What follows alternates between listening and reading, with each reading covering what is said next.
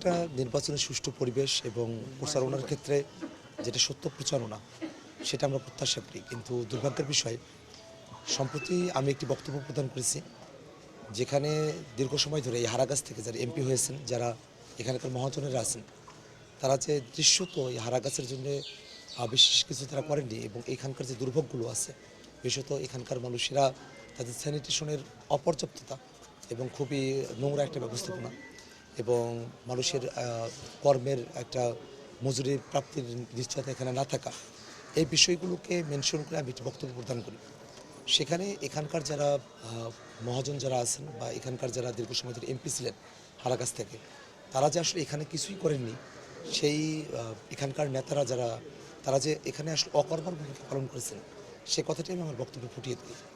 কিন্তু দুর্ভাগ্যের বিষয় সম্প্রতি 4 দিন আগে বিএনপির একজন কর্মী মোহাম্মদ রৌনক, তিনি তার ফেসবুকে আমার ওই বক্তব্যে পুরো বক্তব্যটা আপলোড না করে ছোট্ট একটি অংশ কাটপিস করে আপলোড করে, যেখানে হারাগাছের সকল জনগণকে ওই বক্তব্যের মধ্য দিয়ে, ওই ভিডিওর মধ্য দিয়ে এবং ক্যাপশনের মধ্য দিয়ে তারা হারাগাছের জনগণকে তারা অকর্মা হিসেবে সাব্যস্ত করে, এবং যেটা আসলে সর্বই মিথ্যা এবং একটা সর্ব একটা মিথ্যা প্রোপাগান্ডা।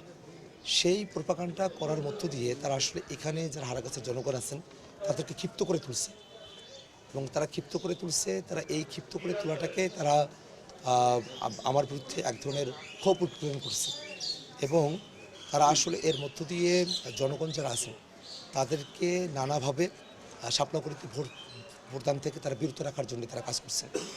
তারা এই যে ক্ষোভের উদ্গীরণটা হচ্ছে জনগণের মধ্যে এই কাটপিস বক্তব্যের কারণে, সেটা এখানে আমাদের একটা নিরাপত্তার ঝুঁকিও সেটা তৈরি করেছে।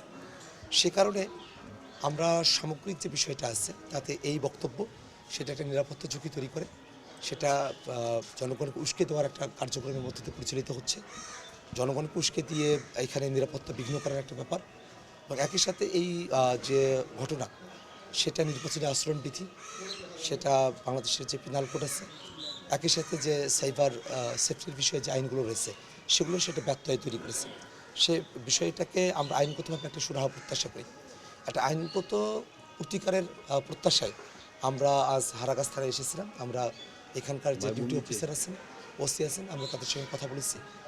তাদের কাছে আমরা আমাদের লিখিত যে দরখাস্ত সেটা আমরা তাদের কাছে উপস্থাপন করেছি, এবং তিনি জানিয়েছেন যে তিনি আইনগত বিষয়গুলো পর্যালোচনা করে আইনগত প্রতিকারের বিষয়ে তিনি তার সর্বোচ্চ ভূমিকা পালন করবেন।